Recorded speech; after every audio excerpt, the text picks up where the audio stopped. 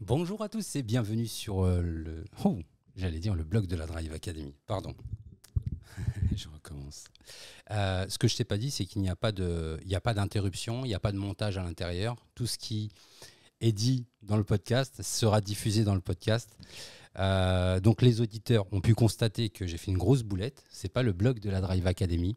C'est plutôt le podcast La Voix du Vrai, le premier podcast qui prend soin de ton âme. Alors, tu le sais, je suis Mounir. Et comme d'habitude, aujourd'hui, je ne suis pas seul. Je suis avec Sidi Abounour. Sidi Abounour, salam alaikum. Wa alaykoum salam. Comment vas-tu? Alhamdulillah, je vais bien. Ça va? Ça va très bien. Bon, je te remercie de m'avoir fait l'honneur de ta présence. Tu n'es Et pas de région parisienne et je suis très, très content d'avoir pu te capter. merci à toi de m'avoir invité. C'est un plaisir. Dis-moi, on va commencer par te présenter un petit peu, dire qui tu es, ce que tu fais dans la vie, grossièrement, ton parcours scolaire ou professionnel.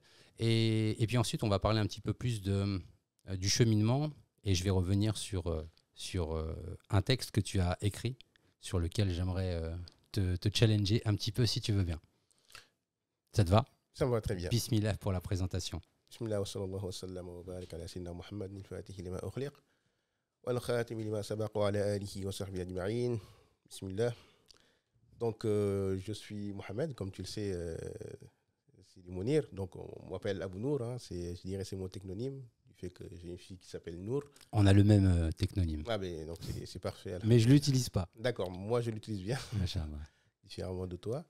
Et donc voilà, je suis fakir, effectivement, disciple du Cheikh Mohamed Fawzi Al-Kadkari. Et dans la vie, donc tu parles du parcours professionnel, dans la vie, je suis juriste en droit public. Et je travaille pour la fonction publique, hein, c'est plus un secret. Et voilà, je suis, parcours professionnel, pour détailler. Donc j'ai dit qu'effectivement j'étais juriste, mais cela implique aussi que j'ai passé un certain niveau de diplôme, hein, dans le droit public, hein, notamment j'ai fait un parcours de doctorat en droit, et j'ai aussi la chance d'avoir été enseignant, donc c'est une expérience très enrichissante plutôt, avoir été enseignant à l'université, et actuellement, donc comme j'ai dit, hein, je travaille comme juriste dans la fonction publique. Bon. Donc voilà. Ok, le CV il est validé, hein, on l'enverra aux ressources humaines, ils sauront quoi en faire. On va parler un petit peu de cette question, de ce sujet sous le prisme religieux. Donc ton goût pour le droit civil, je dirais, effectivement c'est un goût qui a été prolongé sur le domaine religieux. Tu as aussi ces compétences sur le plan religieux, tu veux bien nous en parler un petit peu? Alors, je dirais que c'est plutôt le contraire. C'est d'avoir une appétence pour le fiqh, donc le droit musulman, si on devait le traduire grossièrement par ça, qui m'a conduit justement vers le droit public. Donc, non pas le droit civil, hein, c'est plus le droit public. Hein, vraiment le droit public, je dirais pur et dur, le droit constitutionnel, le droit administratif.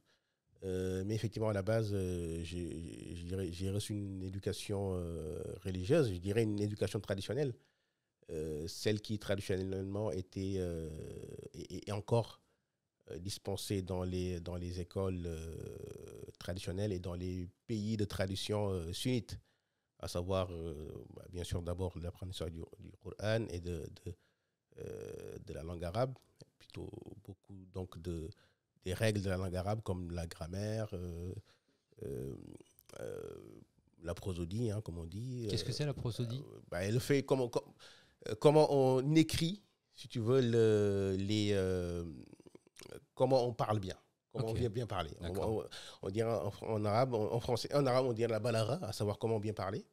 Mais aussi, ça implique aussi la métrique, comment on écrit des poèmes. Parce qu'il y a il y a des règles justement d'écriture des poèmes, hein, c'est al-qawafi, tout ça. Donc ça, c'est des règles aussi qu'on apprend traditionnellement. Cela implique aussi l'apprentissage aussi des sciences dures, savoir si les sciences qui sont des sciences de cœur du système éducationnel musulman, notamment le fiqh. Donc, comme j'ai traduit grossièrement tout à l'heure, le droit, mais ce n'est pas vraiment du droit, parce que le fiqh, c'est vraiment la mise en concret des règles religieuses.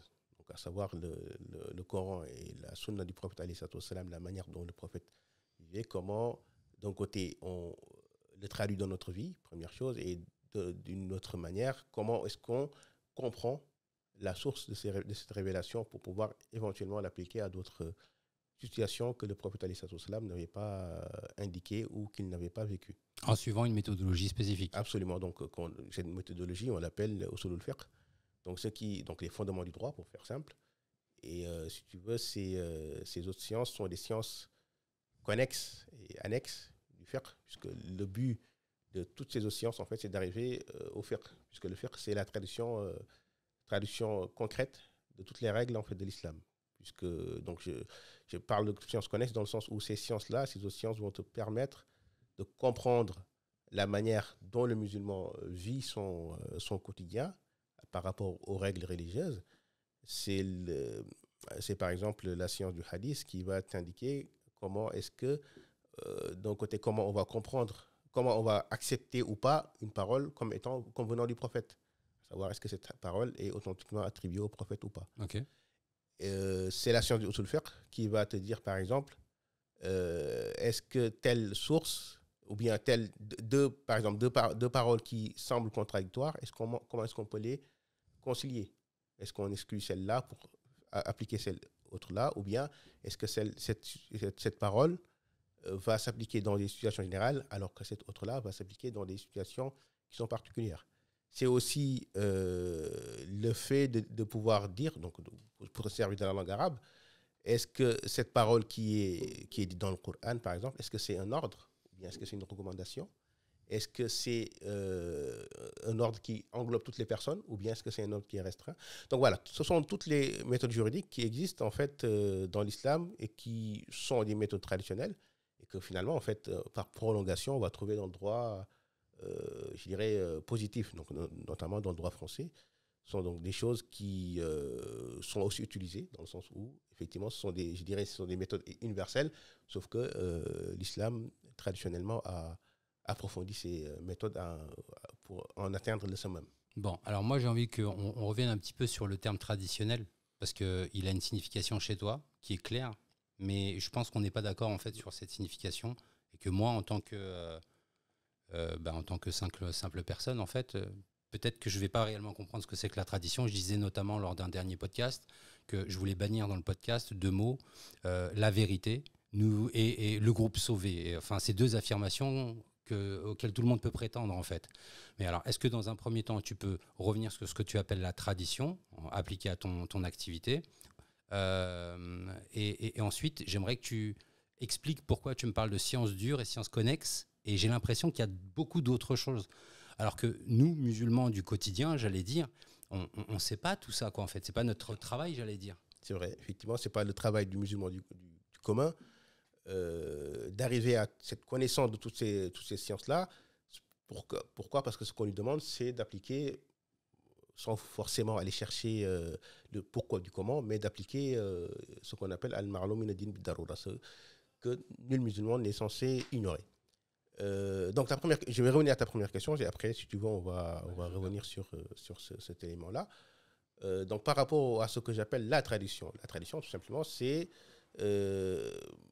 alors, tu as voulu le bannir, peut-être, du podcast précédent, sauf que malheureusement, moi, je ne pourrais pas bannir ce terme, ni cette volonté de parler vrai, de parler de la vérité, dans le sens où, effectivement, le prophète alayhi salatu wassalam est venu avec la vérité. Comme Allah a dit dans le Coran, on l'a envoyé avec la vérité, et ce Coran est descendu par la vérité. Donc cela veut dire que le Coran vient par la vérité, la révélation divine, donc de l'islam, vient avec une vérité. Alors c'est quoi cette vérité? C'est la question qu'il faut se poser. C'est quoi cette vérité? Cette vérité, c'est celle qui nous a été transmise par le prophète alayhi salatu wassalam. Transmise, c'est-à-dire aussi bien au sens extérieur qu'au sens intérieur. Le prophète alayhi salatu wassalam n'est pas seulement venu rester un livre, hein, mais il est venu aussi nous montrer un modèle de vie et nous montrer la manière d'arriver vers Allah, puisque le but de toutes ces religions, hein, de la religion tout court, c'est d'arriver que la personne reviennent finalement vers Allah, reviennent donc vers la divinité, dans le sens où, avant d'être créé, avant de venir sur cette terre-là, la personne savait cette vérité qui est, elle, intrinsèque à l'unicité divine. Alors, donc, je me permets. Oui. Donc là, tu fais référence au hadith, un hadith qui dit que Allah nous a pris à témoin à la création. Absolument, oui. Et il a dit, ne suis-je pas votre Seigneur? Oui, effectivement. Donc ça, c'est un verset du Coran où Allah indique effectivement que après avoir créé, non pas les corps, mais les âmes, donc à l'état où les créatures étaient des âmes, il leur a fait témoigner contre eux-mêmes qu'effectivement, il était leur Seigneur. Mais cette attestation qu'ont fait plutôt toutes les âmes à ce moment-là, c'est une attestation qu'ils ont faite par connaissance de cause, à savoir la vérité unique de l'unicité de Dieu. Et les âmes l'ont su à un moment donné, puisqu'ils étaient, je dirais, dans l'unité divine, et l'ont oublié dans le sens où ils sont passés par plusieurs morts. Donc ils sont morts dans leur âme avant de naître ensuite comme fœtus, et après avant de naître aussi ensuite comme homme sur cette terre-là. Donc ils ont oublié ce pacte initial. Et l'idée de l'envoi des prophètes a toujours été de ramener les hommes à ce pacte initial. Et donc je disais donc que le prophète alayhi salatu wassalam lui-même est venu, comme tous les autres prophètes, pour rappeler aux hommes le pacte initial qu'ils ont eu. Et donc c'est pourquoi Allah dit dans le Coran kama arsalna fikum rasulan minkum yatlu alaykum ayatina wa yuzakkikum wa yuallimukum al-kitaba wal hikmah wa yuallimukum ma lam takunu ta'lamun. Donc Allah il dit, donc en s'adressant aux hommes, et ici plus exactement aux gens de la Mecque, comme on a envoyé un prophète parmi vous, mais ce prophète on l'a envoyé pourquoi? Il vous lit ce livre du Coran, donc il vous transmet ce livre du Coran, mais ensuite en plus de cela, il vous purifie. On va savoir que le prophète n'est pas seulement venu avec un aspect extérieur pour nous montrer en tant que musulmans comment on prie, comment on jeûne, mais ensuite il est venu avec cette idée de purifier les hommes pour les ramener vers donc, la divinité. Et vous enseignez ensuite des choses que vous ne saviez pas.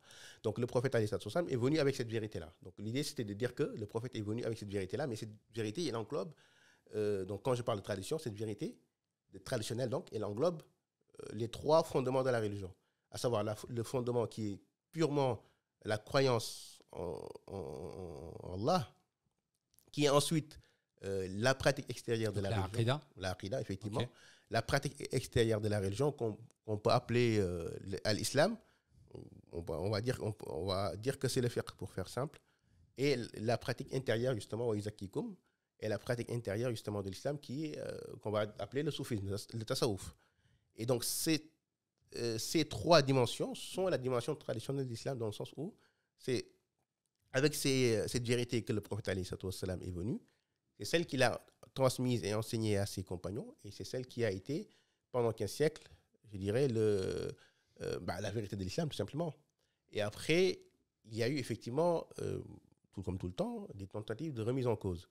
C'est-à-dire que chaque fois, il y a, soit que ce soit sur le plan de la aqida, à savoir sur le plan de la croyance pure, que ce soit sur le plan du fiqh, donc de règles extérieures, mais aussi que ce soit sur le plan du tasawwuf, donc des règles qui sont purement intérieures. Bien sûr, chaque fois, il y a eu des velléités de s'éloigner de ce message prophétique. Donc, quand moi je parle excusez-moi, de tradition, c'est bien sûr en référence à cet héritage qui a été transmis du prophète alayhi salatu wassalam, mais transmis de bouche à bouche, donc de bouche plutôt à oreille, au travers des siècles. C'est-à-dire que quand on parle de tradition, justement, l'idée c'est justement de tout le temps remonter cette science-là, ou bien les choses qu'on dit au prophète alayhi salatu wassalam. Donc c'est d'où l'importance de ce qu'on appelle le sanad, à savoir la chaîne de transmission. On ne se lève pas un beau jour pour dire, par exemple, telle règle fait partie de l'islam, sans avoir au préalable fait remonter cette information à une personne digne de confiance, qu'il elle-même l'a fait remonter à une personne digne de confiance, ainsi de suite, jusqu'au prophète alayhi salatu wassalam. Donc c'est ça que moi j'appelle la tradition, okay. Et c'est cette méthode-là traditionnelle, qui se fait donc toujours du maître à élève, tout le temps. Il y a tout le temps cette dichotomie, maître et élève, par laquelle la personne, justement, elle apprend et s'imprègne, justement, de l'héritage islamique. Voilà, donc ça, c'est le premier volet de ta question. Je ne sais pas si tu veux qu'on revienne sur l'autre volet dont tu avais parlé. Bon, la deuxième partie, c'était la science. Tu avais employé quel terme? Il y avait 2 sciences. Non, tu n'as pas dit grossière. C'était quoi Alors, on a parlé des sciences dures et des sciences annexes. Voilà, c'est ça. Donc, je disais sciences dures et sciences annexes. Donc, sciences annexes, dans le sens où ce sont des sciences outils. C'est ça l'idée, hein. C'est dire que c'est des sciences outils qui vont servir à la science dure. Donc, j'expliquais tout à l'heure, par exemple, je te donne un exemple, hein, de dire, en utilisant, par exemple, la langue arabe, comment est-ce qu'on comprend quelque chose, un texte du Coran, d'accord, pour pouvoir, après, mieux l'expliciter dans le vécu quotidien, dans le concret. Bon, je vais donner un exemple concret, peut-être que ça sera plus concret, histoire. Donc, Allah dit, par exemple, Allah dit dans le Coran,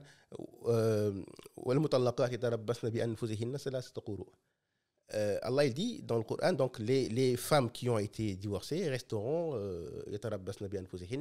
donc elles vont patienter, elles vont être en idda, donc elles vont être en période de viduité sur la durée de 3 quru. Donc, bien sûr, c'est fait exprès de ne pas traduire le mot. Salas quru. Donc, Allah, il parle de salas quru, 3 quru. Sauf que le problème avec ce mot, quru, c'est que ce mot est polysémique. C'est-à-dire qu'il a 2 sens. Ici, exactement. Le sens, c'est la période où la personne, la femme, justement, a ses règles.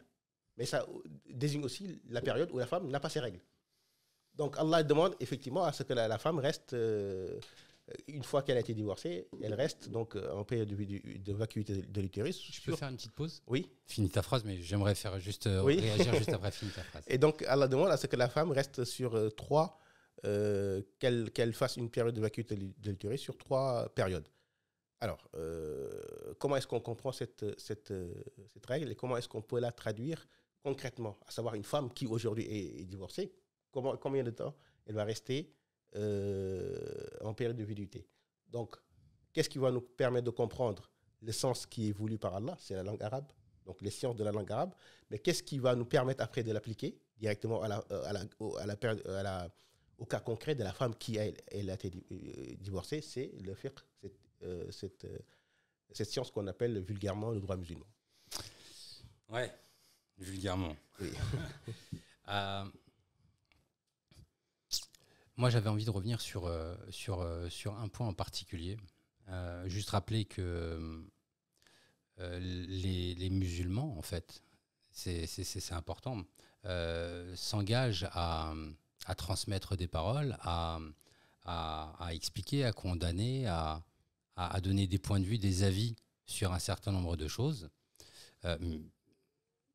Alors qu'il y a quand même des gens qui sont spécialisés pour, et c'est ce que tu es en train de m'expliquer.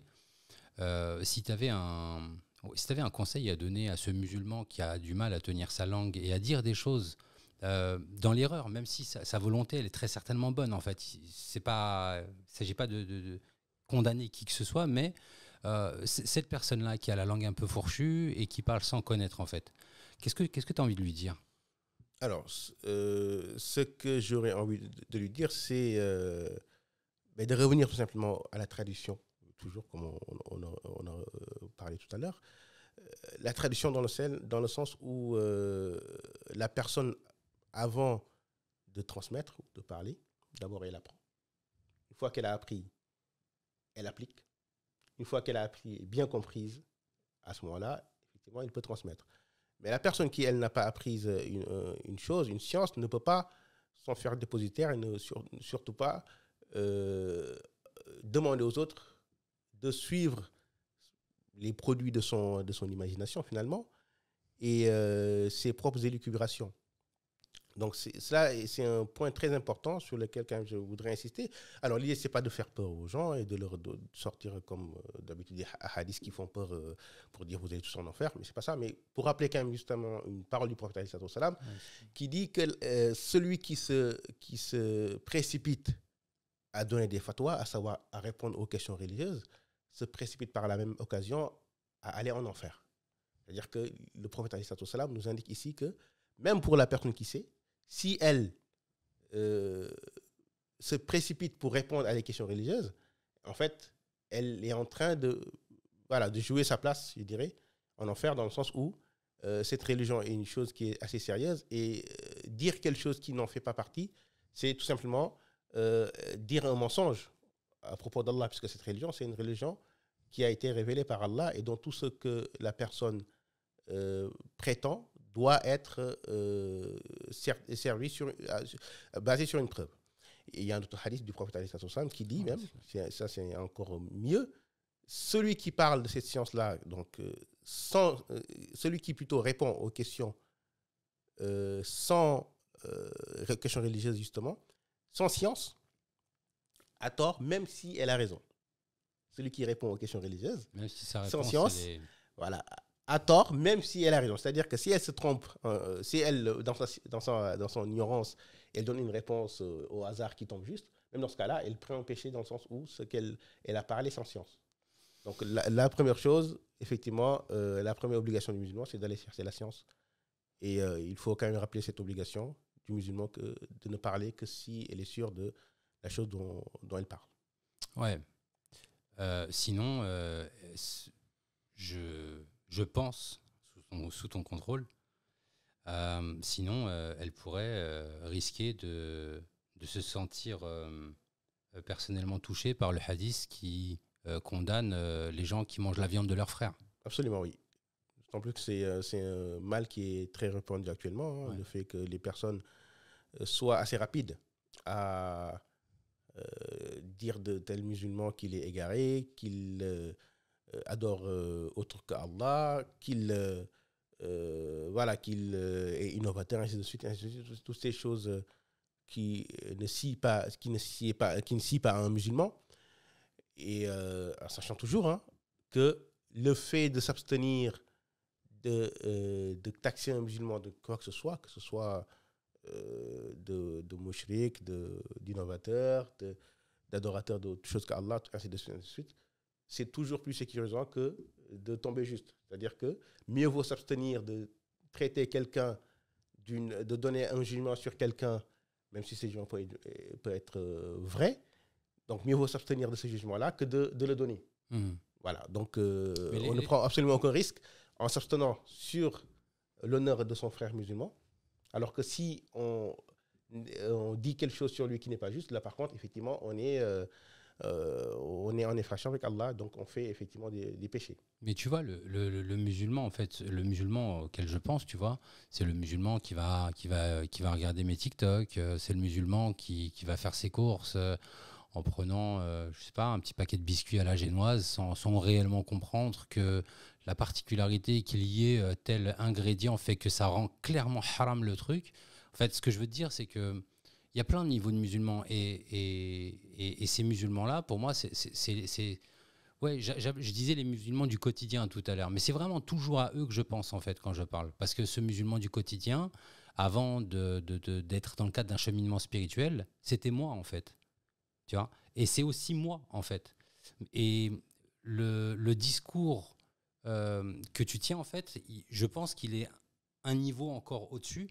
Est-ce que tu pourrais juste descendre encore d'un niveau, descendre au niveau de ces personnes-là et leur parler comme si elles étaient en face de toi, en leur donnant ton avis sur ça, le fait d'accuser. Explique-leur à quel point c'est grave, quoi, en fait. Alors, attenter à l'honneur d'un musulman, donc accuser un musulman d'une chose qu'elle n'a pas faite, c'est un péché que le prophète alayhi salam a considéré comme étant un des grands péchés, à savoir c'est une calomnie sur la personne. C'est-à-dire que tu indiques d'une personne qu'elle est innovatrice ou je ne sais pas quelle autre chose En fait, la première chose, c'est que toi, déjà, tu ne sais pas. Dans le sens où tu n'as pas la capacité scientifique pour juger de l'action que fait la personne. Et tu jettes sur lui un jugement qui peut être faux et qui, dans tous les cas, dont tu n'es pas sûr de ce jugement-là, et dans tous les cas, va être préjudiciable dans le sens où tu vas effectivement récolter un péché sur ça. Et toujours, mais pour rappeler toujours la parole du prophète, hein, pour ne pas. L'idée, c'est pas de faire pour aux gens, mais le prophète a dit dans un hadith, celui qui dit à son frère, qui appelle son frère, donc musulman, en l'appelant mécréant, donc en lui disant mécréant, dans le sens où il considère que cette personne est mécréante, eh bien, ce qualificatif de mécréant sera dans tous les cas vrai pour l'un d'entre eux deux. Sûr. C'est-à-dire que soit si effectivement cette personne elle est mécréante, donc tu as visé juste, soit si cette personne n'est pas mécréante, en fait cet anathème revient sur toi. Donc cet anathème, en fait, en disant d'une personne qui est musulmane qu'elle est mécréante, en fait tu prononces une parole qui te fait sortir toi-même de l'islam. Wow. Et donc ça je le dis dans le sens où ce hadith-là a été compris dans son sens purement littéral, par de grands imams de l'islam, dont l'imam al-Ghazali, qui dit effectivement, dans tous les cas, ou l'imam al-Mutawalli, qui dit dans tous les cas, effectivement, si une personne, sans avoir les capacités de jugement, appelle un autre musulman mécréant, dans tous les cas, sans aucune interprétation, eh bien, cette personne devient mécréante. Donc, c'est-à-dire que ici, l'histoire, c'est pas un battle sur TikTok. Hein. L'histoire, c'est effectivement de finir en enfer ou pas, parce que celui qui est mécréant, bien sûr, n'est pas musulmane, forcément. Donc, et voilà. Les gens comme nous qui recevons ces messages, et pour être tout à fait honnête, hein, on est tellement passionné par le sujet, par la question, par la voix, qu'on se sent, enfin, je parle pour moi, mais on se sent obligé de répondre. En fait, on a tellement envie que ces gens-là arrêtent de se tromper sur l'erreur qu'ils font en ce qui concerne la voix, que moi, je perds du temps, en fait. Je perds beaucoup de temps à essayer d'apporter des preuves, blablabla. Qu'est-ce que tu me donnerais à moi comme conseil qui suis exposé, par exemple, sur cette question-là? Alors, je répondrai par un verset du Coran où Allah dit « C'est pas toi qui guide celui que tu veux, mais Allah guide qui, lui, il souhaite.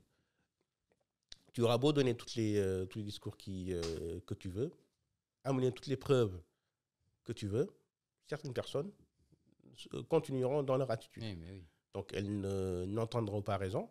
Tu auras beau leur indiquer que tous les savants d'islam ont indiqué exactement que cette position-là était la bonne.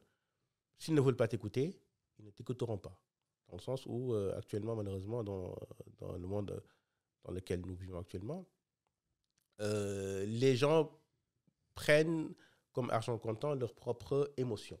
C'est surtout ça, leur propre émotion, leur propre opinion. Et donc, d'ailleurs, le prophète a indiqué parmi les signes de la fin du monde le fait que chaque doué d'opinion est obnubilé par sa propre opinion. Donc, ça, c'est un des signes de la fin du monde. Répète. Chaque doué d'opinion est obnubilé par sa propre opinion. Donc, ça, c'est le hadith du prophète parmi les signes de la fin du monde. Chaque doué d'opinion. Oui.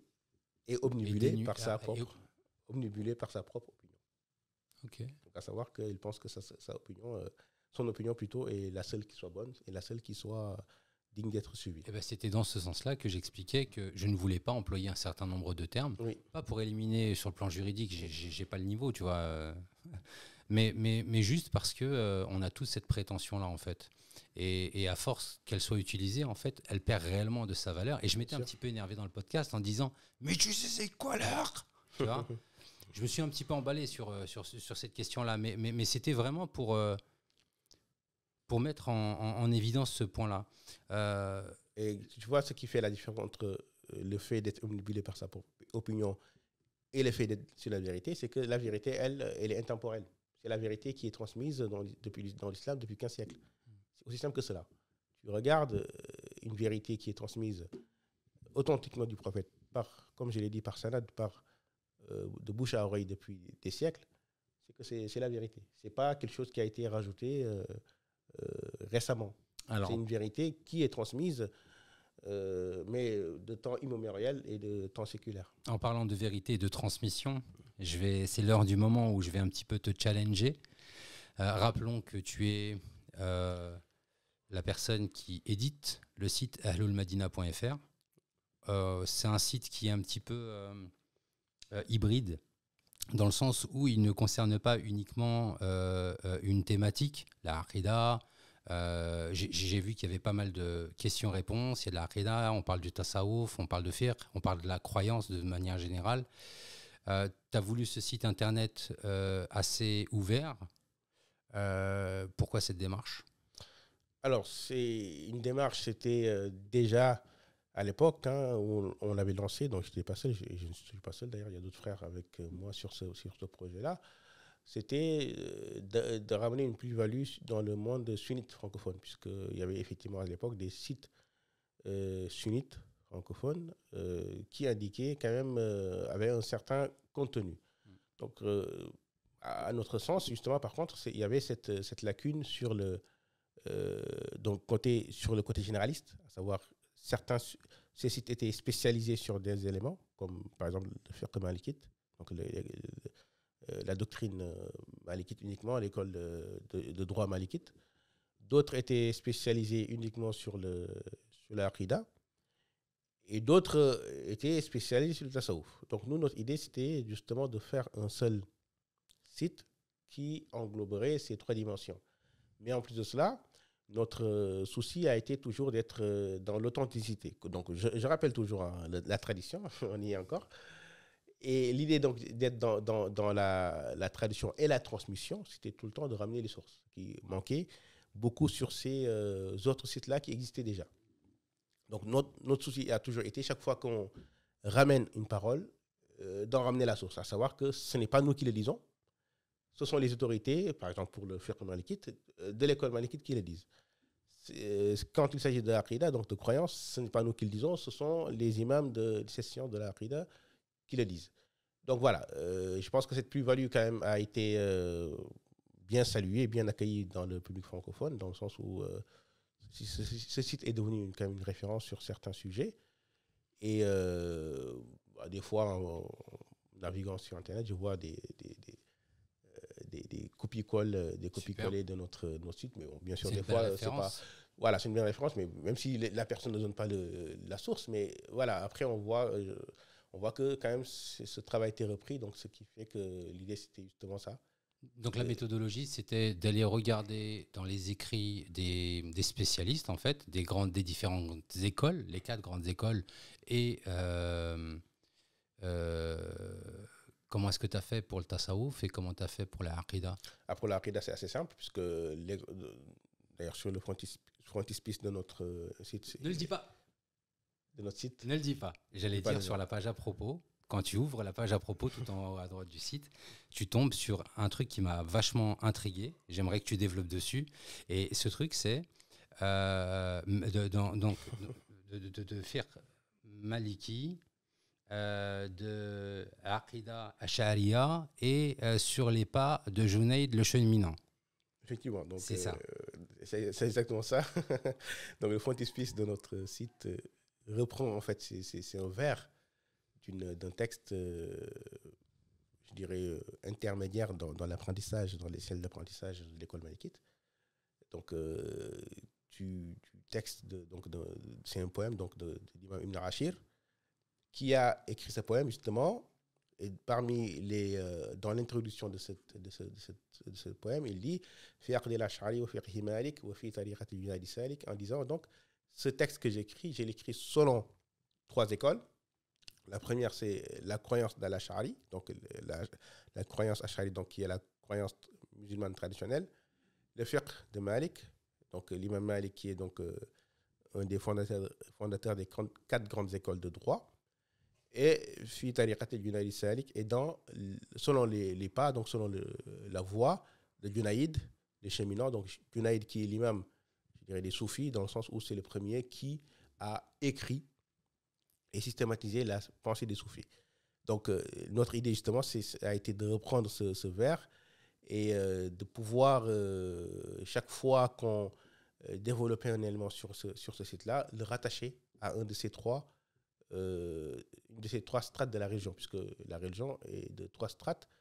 Donc, c'est la croyance, ensuite l'application de cette croyance-là, et finalement le fait de plonger à l'intérieur, au profond, au très fond de la religion, et de pouvoir le comprendre et pouvoir le goûter par le cheminement spirituel. Donc, on a essayé chaque fois de revenir, de rattacher nos différents articles, nos écrits à une de ces 3 strates. Ouais, bon, travail très intéressant. Pour être tout à fait transparent avec toi, je suis tombé sur un article qui a confirmé beaucoup d'intuitions, beaucoup de pensées que j'ai pu avoir, ou d'analyses de vraiment bas niveau, basse catégorie, sur la religion.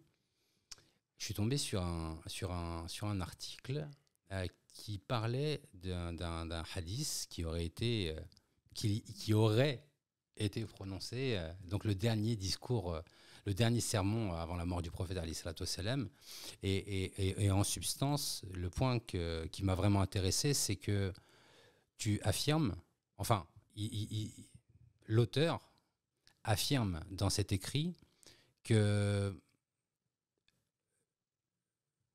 en fait, j'essaie de détacher ça de toi. Comment est-ce que je pourrais faire? Tu me donnes un petit coup de Je ne sais pas. J'essaie vraiment trouver le choix des armes. Tout le monde parle de ce hadith, en fait. Tout le monde avance ce hadith. Mais l'auteur explique que ce hadith, finalement, outre son caractère réel ou profond ou important, fait partie des moins authentiques, en fait. Donc, ce que tout le monde dit, en fait, dans toutes les mosquées, dans tous les... je vous ai laissé 2 choses, si vous y accrochez, le livre d'Allah et ma sunna. Oui.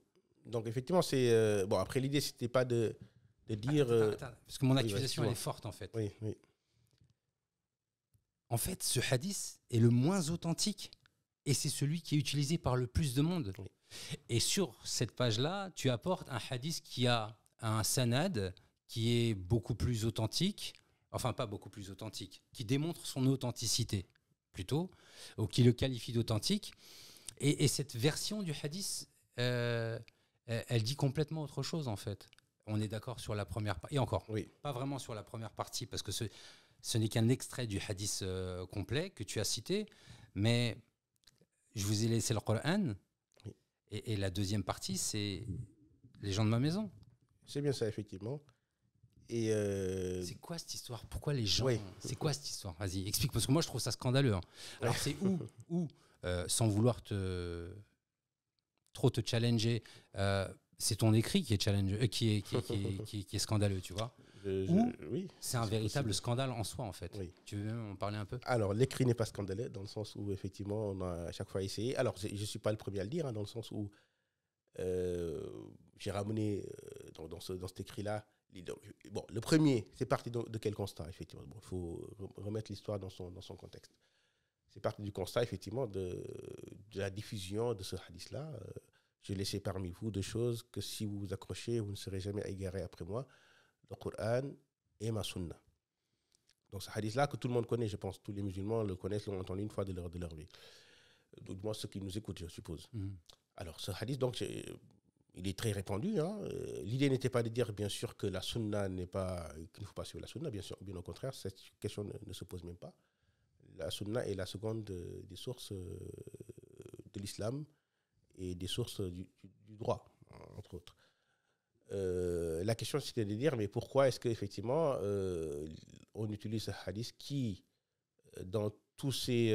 en fait, un hadith munkar, dans le sens où il contredit un hadith qui est beaucoup plus authentique que lui et qui en plus est faible. Donc il est faible et munkar. Donc faible en gros, mais en plus d'être faible, il est munkar. C'est-à-dire que c'est un hadith qui contredit un hadith qui est plus authentique que lui. Ok. Donc ce qui fait que normalement ce hadith qui est munkar, on ne l'utilise pas, puisqu'il y a un hadith qui dit les mêmes termes mais est plus authentique. Okay. Alors, d'où le fait, donc le travail qui a été fait, c'est déjà de montrer que ce hadith n'était pas authentique, puisqu'il est rapporté, comme je l'explique dans cet article, par 2 imams. Le premier, c'est l'imam Malik lui-même, qui le rapporte dans son Muwatta. Donc l'imam Muwatta, qui est donc le livre que l'imam Malik a écrit, un livre de hadith. Mais dans ce Muwatta, l'imam Malik le rapporte sans aucun sanad. Il dit simplement, on m'a informé que le prophète a dit. Saïd Moussaïb m'a dit, on m'a informé que le prophète a dit. Simplement.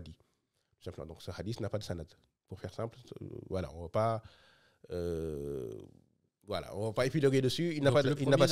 Il n'a pas de sanad. Donc je vous ai laissé deux choses. Si vous y attachez, vous ne serez pas égaré. Le Coran et ma Sunna. Celui-ci n'a pas de sanad. Celui-là n'a pas de sanad. Mais ensuite, il y avait deux autres. Oui, vas-y. Enfin, en fait, je veux pas que ce soit un cours qu'on fait. Tu vois, je veux vraiment parce que je suis convaincu que pour les gens qui vont nous écouter, en fait, il y a quelque chose d'important à comprendre là-dedans, en fait. Donc, toute la journée, on nous rabâche un hadith qui est le moins authentique et qui est munkar, c'est-à-dire qui apporte une contradiction par rapport à un hadith qui, lui, a démontré son authenticité par son sanad. Et en fait, tu es en train de dire que lorsque le prophète, alayhi salatu wassalam, dit que... J'ai laissé parmi vous des choses. Oui, mais au-delà de ça, celui qui dit quelque chose de moi, s'il ment... donc celui qui ment sur moi, qu'il prépare sa place en enfer. Ça veut dire que dans les faits, il est possible que ce hadith soit authentique, bien qu'il n'ait pas ce caractère juridique, donc il n'y a pas ce sanad qui pourrait le démontrer. Peut-être que c'est vrai, d'accord, dans l'absolu. Peut-être que c'est vrai qu'il a dit ça. Si c'est vrai, à ce moment-là, les personnes qui propagent ces mots-là, cette phrase-là, ok, alhamdulillah, ils feront partie de Ballighu anni walaw aya. Mais si c'est pas vrai, en fait, les gens propagent un mensonge sur le prophète alayhi salam. Alors, c'est pas aussi simple que cela, dans le sens où, effectivement, ce hadith n'est pas un hadith maudou', c'est-à-dire que c'est pas un hadith qui est considéré comme un hadith fabriqué. Donc, d'où le fait que je disais tout à l'heure qu'il y avait plusieurs sciences annexes, dont la science du hadith, où on distingue qu'est-ce qu'on peut ou pas accepter dans la parole qu'on attribue au prophète. Parmi ceux qu'on n'accepte pas du tout, sans aucune preuve ni contestation, c'est le hadith maudou', le hadith dont on sait qu'il a été fabriqué par son auteur. Ce hadith-là, on ne dit même pas, on ne l'appelle même pas hadith. C'est un mensonge sur le prophète. Ensuite, il y a des hadiths qui sont faibles. C'est un mensonge. C'est un mensonge. C'est-à-dire que c'est quand on dit le prophète ne l'a jamais dit. On est sûr que le prophète ne l'a jamais dit. D'accord. C'est-à-dire pourquoi? Parce qu'on sait que telle personne, à telle époque, inventait des hadiths. Très bien. Donc on l'appelle waddah. Donc il a inventé des hadiths, donc ce n'est pas un hadith du prophète. C'est un mytho. C'est un mytho. Dans notre langage, actuellement on dirait un mytho, mais dans le langage juridique, on dirait, du hadith, on dit un waddah. Voilà. Très bien. Et ensuite, il y a le degré du hadith qui est faible. Donc, le hadith faible, il peut être faible pour plusieurs types de raisons. Dont une des raisons, le fait qu'un hadith contredise un hadith qui est plus authentique que lui. Dans ce cas-là, le fait qu'il ne soit pas attribué au prophète n'est pas une certitude. C'est, je dirais, une présomption qu'il n'est pas attribué au prophète. Donc, celui qui l'utilise dans certaines actions, on ne va pas dire qu'il ment sur le prophète. Pourquoi? Parce que la certitude, on n'a pas la certitude que c'est un hadith qui a été fabriqué sur le prophète, ce qui n'est pas le cas du hadith maudou'. Le hadith maudou', on sait que ce n'est pas un hadith du prophète. Donc, on n'a même pas le droit de l'appeler hadith. C'est un mensonge sur le prophète. Donc, celui qui le propage, celui qui le dit, il ment sur le prophète. Mais le hadith qui est da'if, qui est faible, d'accord, c'est un hadith qu'on peut utiliser dans certains cas pour, par exemple, dire que, effectivement, c'est, par exemple, quand il s'agit des bonnes actions, que la personne veut faire des bonnes actions, on peut toujours l'utiliser. Donc, on ne peut pas dire que celui qui utilise le hadith faible est un ment sur le prophète. Cela étant dit, il y a des règles scientifiques. Le hadith munkar, s'il est munkar, c'est qu'on a un hadith qui est plus authentique que lui. Et donc, le hadith munkar, en général, donc, c'est un hadith qui, je dirais, va être, dans ce cas-là, c'est un hadith qui porte sur des éléments, je dirais, importants de la religion. Puisqu'on parle quand même du dernier discours du prophète, c'est son dernier discours public. D'accord, c'est le dernier discours qu'il a tenu. Alors, je vais vous épargner les détails, mais c'est le discours qu'il a tenu sur la montagne, À savoir, sur au jour du Hajj, donc sur le mois Arafat, c'est le dernier discours qu'il a tenu sur le mois Arafat, le jour du Hajj. Le discours d'adieu. Exactement. C'est le fameux discours d'adieu. Alors, dans ce discours d'adieu, donc, je dis effectivement que le prophète n'a pas dit le Coran et ma sunna, donc, mais ce qu'il dit, effectivement, et ce hadith n'est pas... l'authenticité n'est pas discutable, hein, c'est un hadith qui est rapporté par l'imam Muslim dans son Sahih. Ok. Le Sahih de Muslim, tout le monde à sa maison, au pire, peut vérifier ce hadith. Dans le sens où c'est un recueil qui, dans tous les hadiths qu'ils contiennent, sont authentiques. Et donc, l'imam Muslim rapporte dans son Sahih que le prophète est monté sur... il est monté sur un minbar qu'on lui avait fait et qu'il a dit, effectivement, je laisse parmi vous deux choses qui sont lourdes. Donc, il parle de deux choses qui sont lourdes, à savoir deux choses de poids. Le premier, c'est le Coran, donc qui est une corde tendue entre le ciel et vous. C'est-à-dire, c'est le lien entre Allah et les hommes. Et après, il dit, ainsi que mes Ahlul Bayt, ainsi que ma descendance, mes Ahlul Bayt, ma descendance, les gens de ma maison. Donc, il répète 3 fois. Donc, il répète 3 fois, les gens de ma maison, j'exhorte sur les gens de ma maison. Je vous exhorte donc à tenir aux gens de ma maison. Alors, j'avais fait un autre article sur la page Facebook du site en indiquant qu'en fait, il y avait une curiosité dans le Coran, c'est qu'il n'y a absolument aucun prophète qui a demandé une récompense pour le message qu'il délivrait à son peuple. Donc, vous pouvez le voir dans toutes les sourates qui parlent du message des prophètes, que ce soit les sourates Hud, Yusuf, et ainsi de suite. Chaque fois, ils disent Ma asalukum min ajr. Ma asalukum alayhi min ajr. Ma asalukum min ajr. Wa huwa lakum. Ainsi de suite. Donc, les versets, il y en a des dizaines et des dizaines dans le Coran. Mais ça dit quoi en français? Je ne vous demande aucune récompense pour ça. Ah oui, pour le message que je vous donne. Okay. Pour le message, je ne vous demande pas de récompense. Ils viennent sans aucune récompense. C'est-à-dire qu'ils sont envoyés par Allah. Et l'idée pour eux, c'est de ne jamais demander de récompense pour le message qu'ils délivrent à leur peuple. On est d'accord?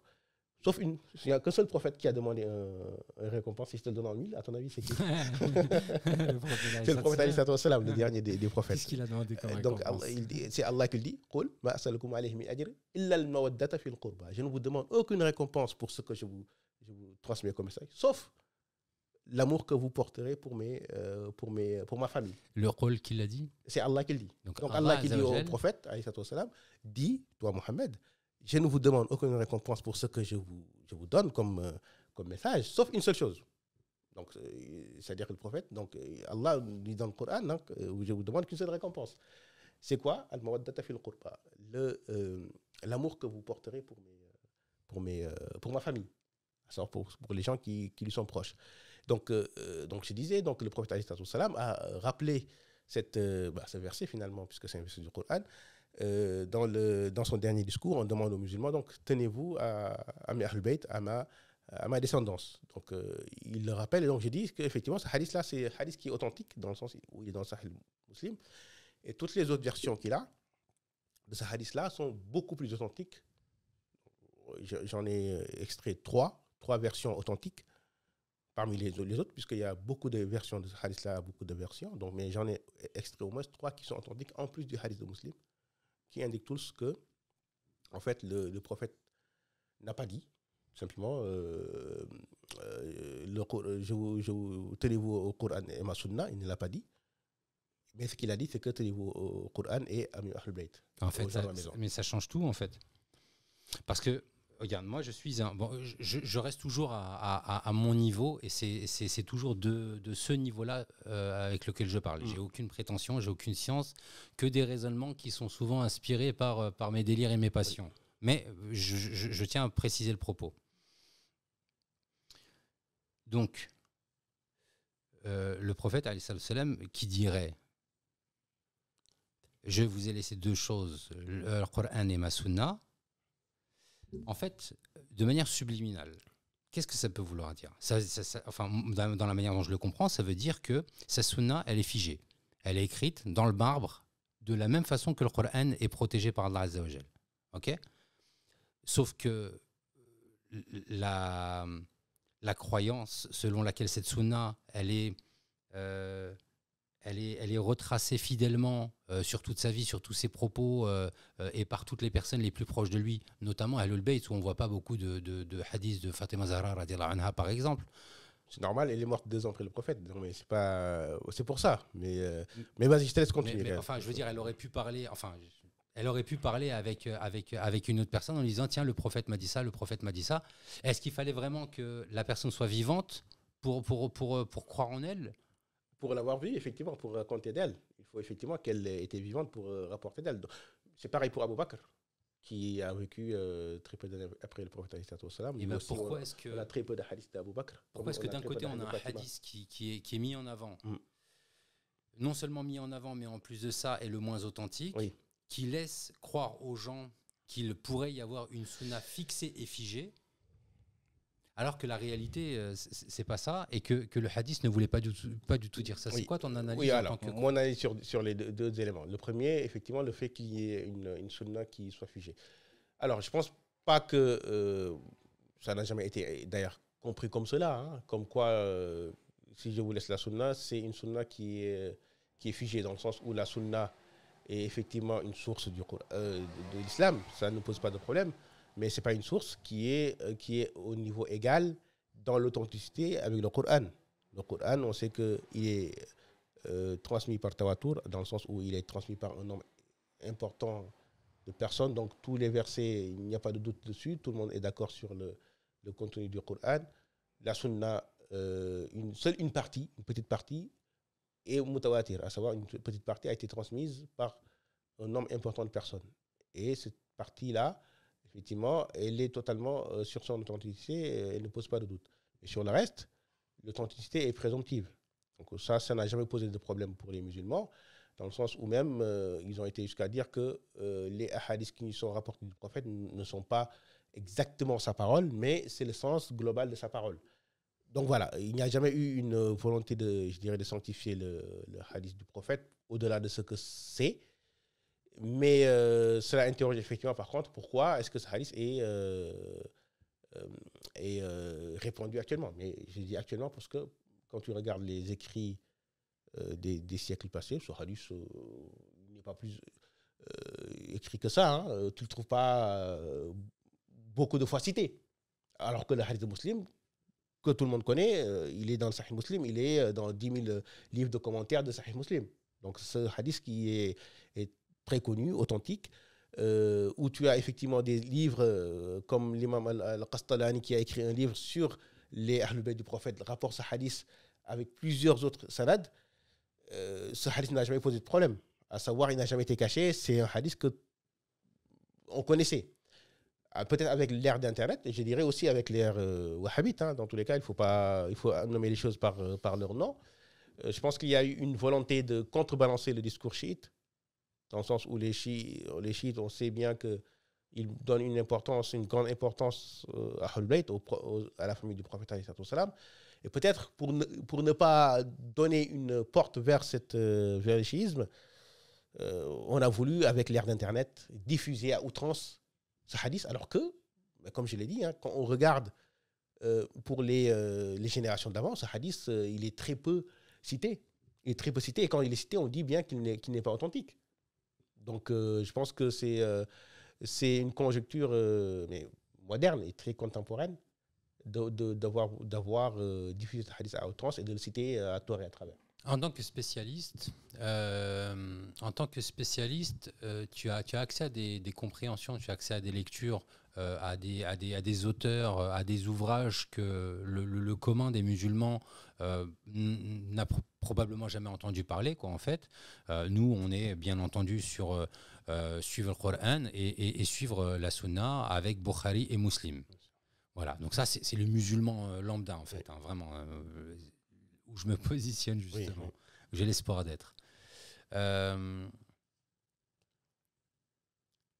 Malgré tout, chez les initiés comme toi et les gens enfin, je dis pas de ton monde, on est du même monde, mais mais tu fais partie de ces enfin, je ne sais pas si c'est le bon mot, mais de ces savants en islam qui fait que ça te met au contact réel des vraies questions que l'islam et que les musulmans et que les savants se posent, alors que nous, on est des musulmans et on se contente de jouer avec des billes, quoi, en fait.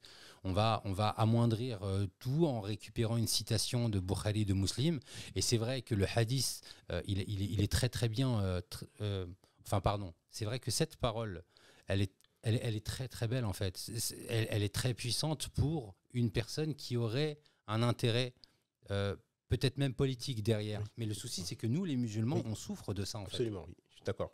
Avec ça, parce que dans le sens où les musulmans, mais comme tu dis, du commun, le musulman lambda, ce qu'il veut, c'est tout simplement suivre le prophète, finalement.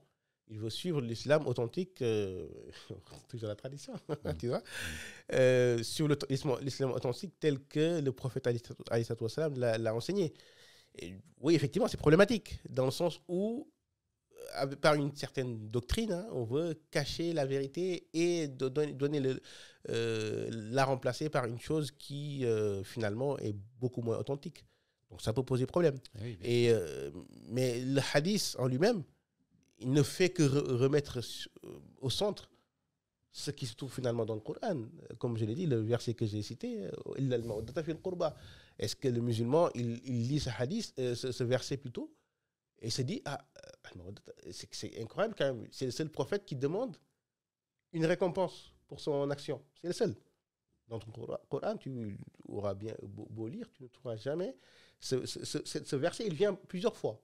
Ma as'alukum alayhi min ajr. Ma as'alukum alayhi min ajr. In ajra illa ala Allah. Tu le trouveras plusieurs fois, sur plusieurs tournures, avec plusieurs fins, ainsi de suite. Mais la seule occurrence où tu le trouves, illa al-mawaddata fil qurba, c'est sur le prophète alayhi salatu wa salam. Donc cela quand même interpelle le musulman en disant, c'est al-qurba, c'est qui? C'est la famille du prophète, c'est qui? C'est Al-Hassan al-Hussein, c'est leurs descendants, puisque le prophète alayhi salatu wa salam n'a pas d'autre descendance qu'avec cela. D'accord? Et on peut dire, on peut aussi le tourner autour de sa famille proche, de son clan, mais dans tous les cas, la chair du prophète alayhi salatu wa salam, ce sont ses descendants. Donc par Fatima, puisque le prophète alayhi salatu wa salam, comme il l'a dit dans le hadith qui est authentique, il dit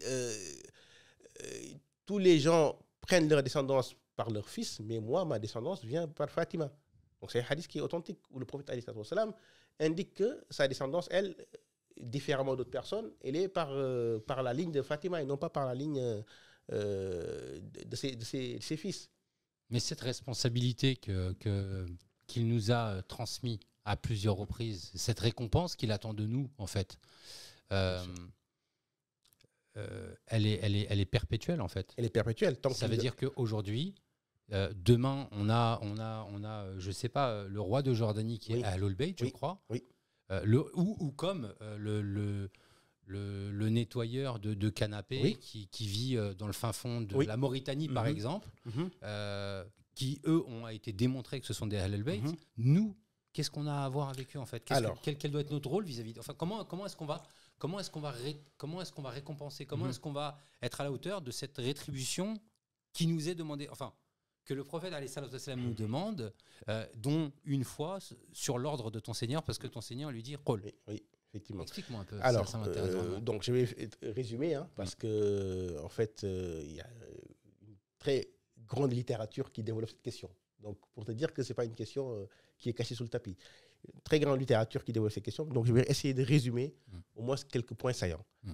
Les Ahlul Bayt, ce sont des personnes, dans tous les cas, qu'on appelle shurafa. Dans tous les pays musulmans, on les appelle des shurafa. Et moi, je viens du Sénégal. Au Sénégal, il y a un nom de famille qui est, je dirais, généralisé à tous les Ahlul Bayt. Il s'appelle Haïdara. Haïdara, c'est le nom de Sénat Ali, puisque Haïdar, c'était le nom qu'on lui donnait. Et donc, au Sénégal, dès qu'une personne a ce nom de Haïdara, eh bien, il devient comme un roi. C'est-à-dire que personne n'ose même lui élever la voix devant lui. Dans le sens où on reconnaît que c'est Ahlul Bayt, on le reconnaît comme Sharif. Au Sénégal. Au Sénégal. Okay. Et même les gens leur donnent des cadeaux. C'est-à-dire que, comme vous le savez, le prophète a interdit de donner la sadaqa, donc l'aumône au Ahlul Bayt, mais les gens prennent des cadeaux pour leur donner, mais par gratification, par amour de ces gens-là, parce qu'ils sont descendants du prophète alayhi salatu wassalam. Donc ça, c'est un exemple que je donne pour montrer que cette magnificence et ce respect pour les Ahlul Bayt, c'est quelque chose qui existe encore, pas dans toutes les régions du monde, mais qui existe dans certaines encore régions du monde musulman. Mais globalement, comment doit se comporter les musulmans avec Ahlul Bayt? Déjà, quand on est en face d'Ahlul Bayt, il faut se voir comme étant devant le prophète alayhi salatu wassalam. Aussi simple que cela. Pourquoi? Comment est-ce que tu te comporterais devant le prophète, dans le sens où ce que le prophète nous a donné comme consigne à la fin de sa vie, donc comme dernier discours public, c'est quand même de se tenir devant Ahlul Bayt comme étant la prunelle de nos yeux. D'accord? Comme étant la prunelle de nos yeux. Et donc, on doit d'abord les aimer. Donc, la première chose qu'on doit faire, c'est les aimer, éprouver un sincère amour envers eux. On doit aussi tout le temps les honorer, dans le sens où on doit essayer chaque fois comme je l'ai dit tout à l'heure, de leur donner des cadeaux, de leur rappeler leur grade et de savoir qu'ils ont un grade en face d'Allah. Parce que malheureusement, on entend souvent ce discours, c'est des hommes comme nous. Oui, c'est des hommes comme nous, sauf que Allah les a choisis comme descendance du prophète alayhi salatu wassalam. Et le prophète lui-même a été choisi comme le prophète le dit alayhi salatu wassalam dans le hadith, Allah a choisi parmi tous les tribus de Mouda, il a pris Hisham, ainsi de suite, jusqu'à me choisir moi parmi les enfants d'Abd al-Muttalib. Donc c'est-à-dire qu'Allah, il a choisi toute la création, parmi toute la création, il a choisi les Arabes, et parmi les Arabes, il a choisi tel clan de Quraysh, et parmi les Arabes de Quraysh, il a choisi telle tribu, et parmi telle tribu, il a choisi le prophète alayhi salatu wassalam. Donc c'est-à-dire que eux, ces gens-là, ces descendants du prophète alayhi salatu wassalam, ils viennent finalement de ce choix d'Allah. C'est pas toi qui... on te demande pas, toi personnellement, de dire si c'est des hommes comme toi. Non, tu suis uniquement le choix qu'Allah a fait sur eux, de les choisir comme descendants du prophète alayhi salatu wassalam. Et parmi aussi les convenances que la personne doit avoir sur eux, c'est de ne jamais les discréditer. Donc c'est une chose que souvent les savants rappellent, et j'avais une histoire sur ça, d'un cheikh parmi les chouyoukh du tasawwuf, donc un savant du Zahir, un savant musulman, en plus qui était très généreux avec les Ahlul Bayt, dans le sens où chaque fois qu'il avait un salaire, qu'il avait de l'argent, chaque mois, il envoyait à tous les descendants du prophète qu'il connaissait dans sa ville une ration. Voilà. Sauf qu'un jour, il a vu un de ses descendants du prophète qui était, il marchait dans la rue, il l'a vu qui était ivre. Il avait bu de l'alcool, et donc il s'est dit dans sa tête, mais lui, je lui donne une ration tous les mois, c'est peut-être avec cette ration-là qu'il achète l'alcool et qu'il s'enivre, je ne lui donnerai plus rien. Donc il a fait ça, et donc c'était une personne pieuse qui faisait beaucoup de zikr et beaucoup de prières sur le prophète. Il s'est endormi la nuit, et dans son rêve, le prophète alayhi salatu wassalam est venu le visiter. Donc, comme le prophète a dit dans le hadith, celui qui me voit dans le rêve, il m'a vu en vrai. Donc c'est-à-dire qu'il a vraiment vu le prophète. Mais il a vu le prophète qui s'éloignait de lui. Il demande, Ya Rasulallah, comment ça se fait avec toutes les prières que j'ai fait sur toi dans la journée, toutes les actions de bien que j'ai fait avec ta descendance, pourquoi est-ce que tu t'éloignes de moi?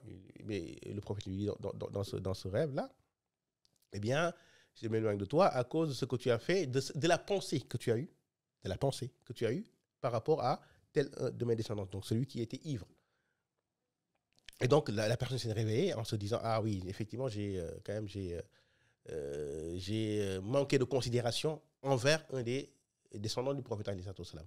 Donc, il l'a ramené chez lui, il lui a donné les plus beaux habits, il l'a accueilli comme s'il accueillait un roi. Et donc la personne, donc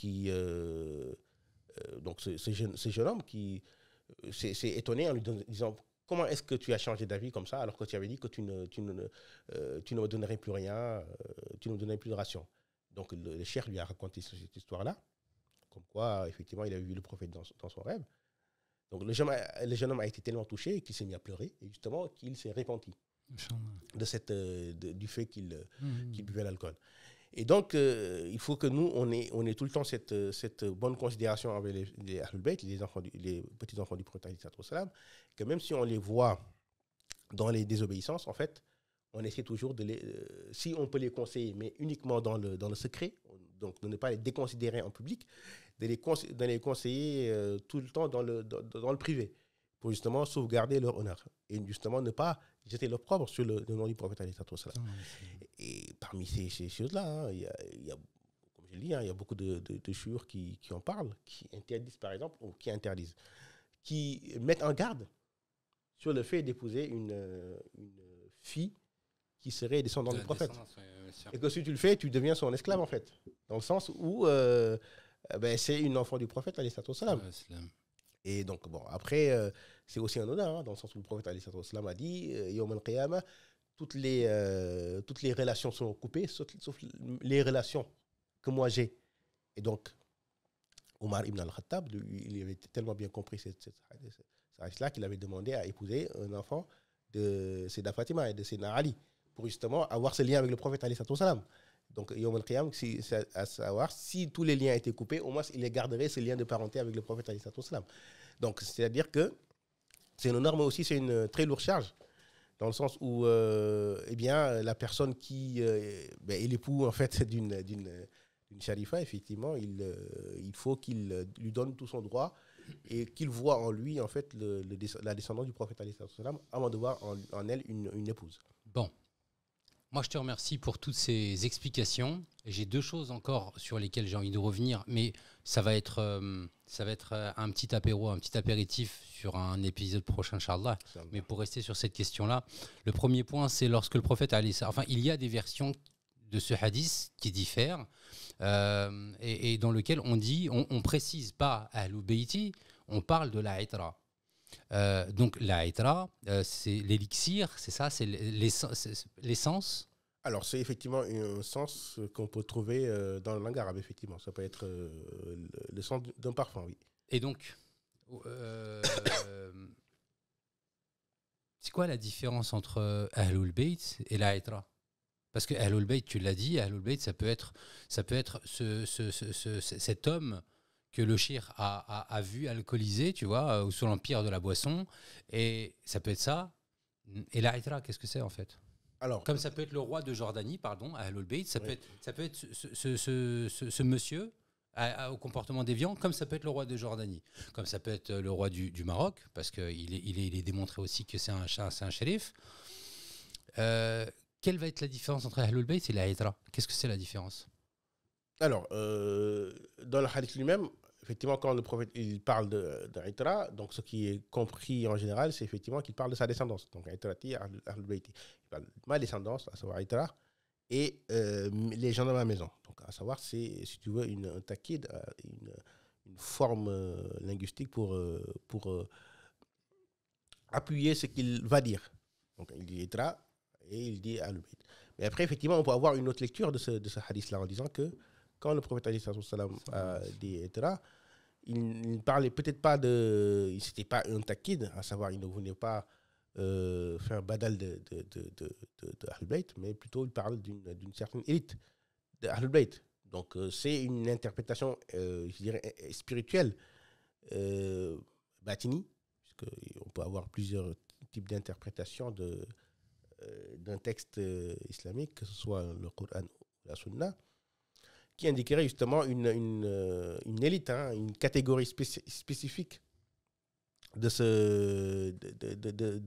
Ahlul Bayt, à savoir donc ceux qui, normalement, moi je dirais, sont les gens qui transmettent justement cette connaissance divine, qui sont des gens qui sont choisis, mais en plus du choix, je dirais, généalogique qu'ils ont eu, mais qui ensuite ont eu un choix spirituel de venir et d'éduquer les gens pour justement transmettre l'héritage du prophète alayhi salam. Et donc ça, je pense qu'il faut le mettre en concordance avec ce que le prophète alayhi salam a dit dans notre hadith, mais le même jour où il a donné ce hadith, il a dit le hadith sur l'Ahlul Bayt, en disant de Sayyidina Ali, Man kuntu Mawlahu fa Ali huwa mawlah. Toute personne dont j'ai été le maître, qui sache que Ali est désormais son maître. Et donc, on peut comprendre qu'il s'agissait tout simplement d'un héritage spirituel que le prophète a transmis à Sayyidina Ali, qui lui-même l'a transmis à d'autres de ses disciples, dont Sayyidina al-Hassan, ou peut-être Sayyidina al-Hussein. Et donc, ces gens-là, finalement, sont une élite spirituelle qui sont chargés justement de guider l'humanité vers la connaissance profonde de l'islam. Et ça, on le trouve véritablement quand on le regarde, on se rend compte finalement qu'effectivement, tous les grands chouyours du tasawwuf, donc les gens qui étaient ancrés dans la connaissance divine, en fait, la plupart venaient d'Ahlul Bayt. Je dirais même la quasi-totalité. L'imam al-Shazili, donc dont le tashrif est très connu, l'imam Ahmed al-Alawi, l'imam Ahmed al-Darqawi, voilà, il y a une liste très longue, hein, une machine. Donc tout ça, ce sont des savants qui sont des soufis, mais en plus de cela, avaient cette précédence d'appartenir à Ahlul Bayt. Donc c'est ça qui les magnifie, hein, dans le sens où je pense qu'ils ont cette prédisposition physique et spirituelle justement à se rapprocher d'Allah, dans le sens où, bien sûr, le grand-père lui-même a été choisi comme dépositaire de la lumière divine et du message divin. Ouais. Pendant que tu parlais, tu m'as inspiré un autre hadith aussi, toujours sur le même sujet. Quand le prophète alayhi salam il disait Ana madinatun l'ilm wa Ali babuha, donc je suis la cité de la science et Ali en est la porte.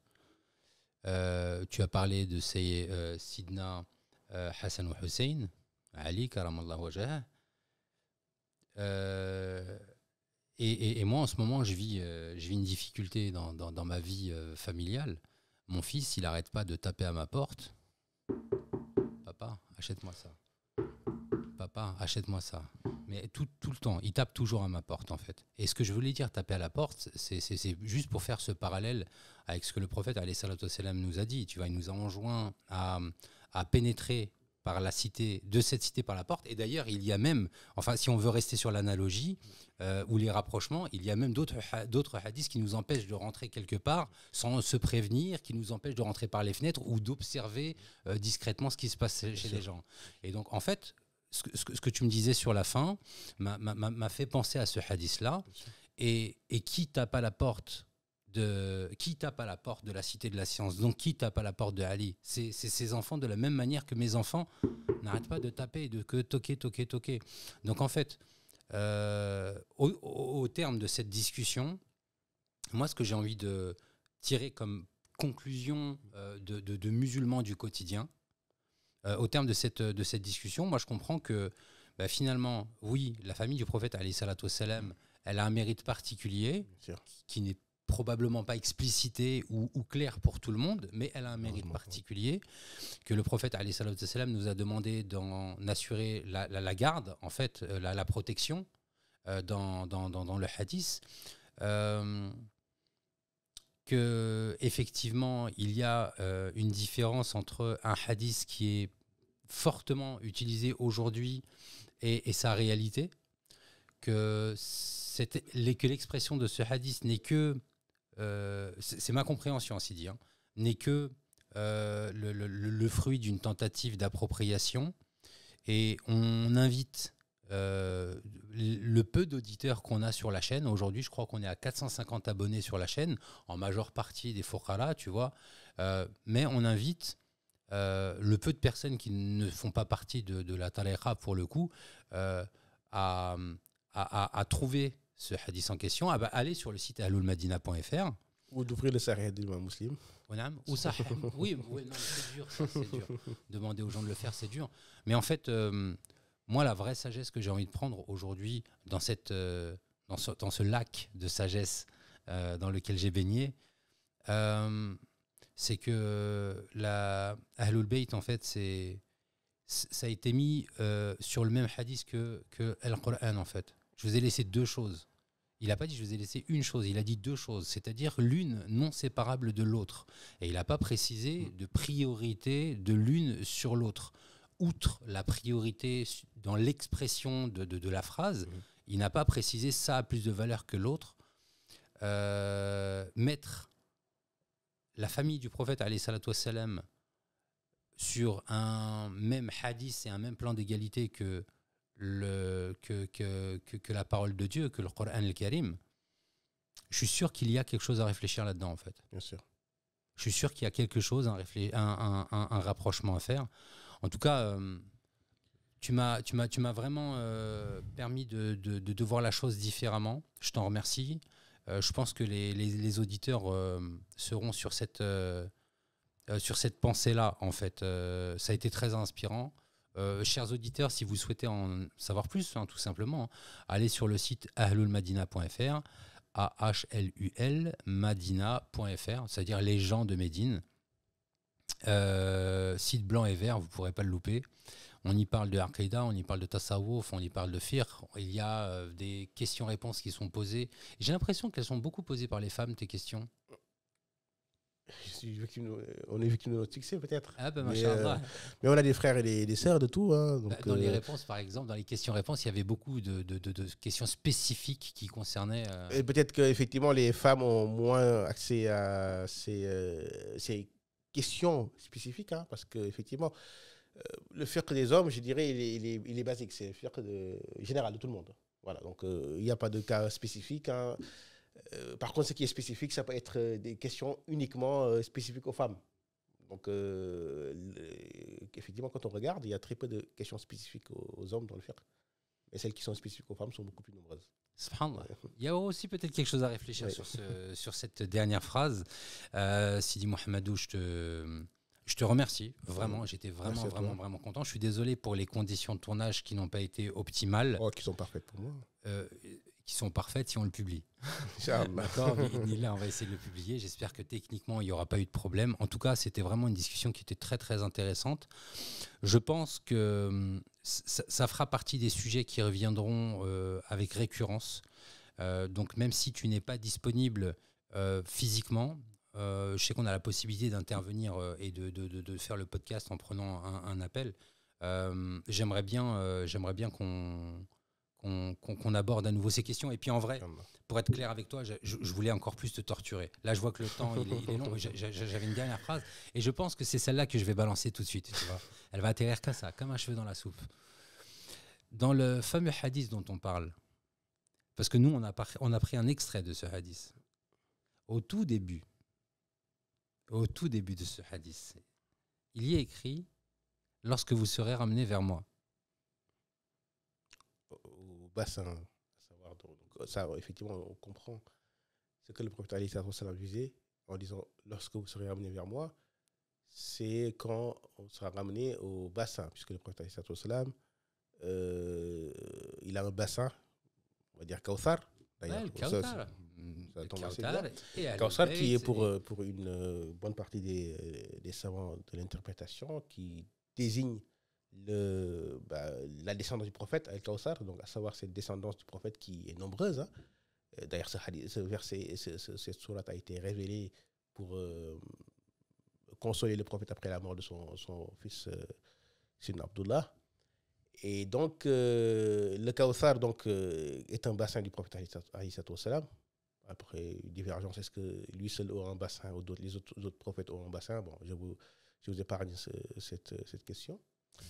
Mais dans tous les cas, il est rapporté dans Sahih al-Bukhari, Sahih de l'imam Muslim, que effectivement, des gens voudront venir à ce bassin et le prophète, les anges les jeteront et le prophète se demandera mais comment ça se fait? Il faisait partie de ma communauté. Et les anges lui diront mais tu ne sais pas ce qu'ils ont fait derrière toi. On peut éventuellement comprendre que ce dont il était question, c'est ce bassin-là que le prophète alayhi salam nous a confié sa descendance et qu'en seront peut-être éloignés ceux qui n'auront pas été dignes dans le respect, dans le suivi de Ahlul Bayt. C'est incroyable. C'est une interprétation qu'on peut avoir de ce hadith. Qu'on peut avoir. Bien sûr. Écoute, Sidi Abounour, barakallahu fik. Merci vraiment beaucoup. C'était passionnant. Ça fait un petit peu plus d'1 heure qu'on est ensemble. Mais je me ferai un plaisir de... Tu restes sur Paris? Inch'Allah. Combien de temps à peu près? Disons que quand la fonction publique me laissera partir, je partirai. Mais pour l'instant, je suis à Paris. Alhamdulillah, c'est très bien.